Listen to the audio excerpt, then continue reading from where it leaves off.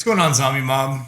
Underrated is defined as something that has not received merit, recognition, or praise it deserves. We talk about best maps or worst maps all the time, but what about the maps that are slept on by the community as a whole? We've talked about this a lot on stream, and I figured it was time to make a video about it. In this video, we're going to talk about the top 5 most underrated maps of all. Before we get into it, if you aren't already subscribed, make sure you do so and turn on post notifications for future COD and COD Zombies content. I have a feeling that some of you are going to remind me that some of these maps are in my top 5 maps of all time, and you'll be right, but the fact that they are in my top 5 does not mean they get the respect that they deserve. So that takes us to number 5, and at number 5, we have Ancient Evil. Ancient Evil came out as part of the dumpster fire that was Black Ops 4 Zombies, and it was a map completely out of place. I think many of us wrote it off before you even played it through. I like the story, I like the map aesthetics, I like the gameplay, and I like the Easter egg, and I firmly believe that this game is unfairly judged because it was released as part of Black Ops 4. If it came out as part of Black Ops 3, we would all be talking about how amazing it is and how it makes top 10 lists. Instead, because of poor timing, it is mentioned in underrated map lists, like this one. This leads us to number 4 on the list, and number 4 I have Buried.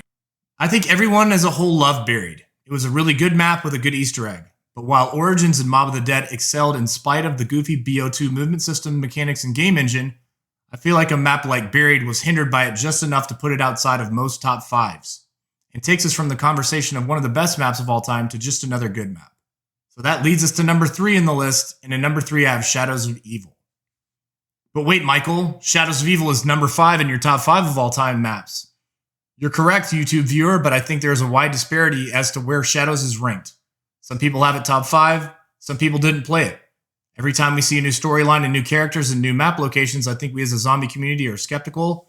And that is one of the major reasons that this map isn't regarded better as a whole. I also think some of the convoluted Apothicon story elements held this back, as the lore from the story never felt like it fit to me. That takes us to number 2 on our list, and at number 2 I have Gordcrovey. Gordcrovey was one of those maps where I can see how you could end up hating it after you played through and were either able to finish the Easter egg or not. Like when we ran our preliminary poll for top map tournament, Gordcrovey was a telling omission. This was one of the maps that eluded me as a solo Easter egg hunter, and while that is disappointing, I do not let it cloud my judgment of this map. I thought the Easter egg was potentially too difficult, especially on solo, but it was a great map with good storytelling and an amazing map aesthetic. As with my criteria for best maps of all time, I think Gordcrovey is not viewed as positively as it could be because the Easter egg was a little overly convoluted. That takes me to my number 1 underrated map of all time, and at number 1 I have Revelations. Revelations was another omission from our best map of all time tournament, and this has made me wonder why this map is regularly left out of top 5 and top 10 maps. I can't really think of any one element that holds it back from Easter egg to story to map aesthetic or gameplay, and the only thing I can really think of is that it borrowed elements from previous games at the potential expense of its own original experience.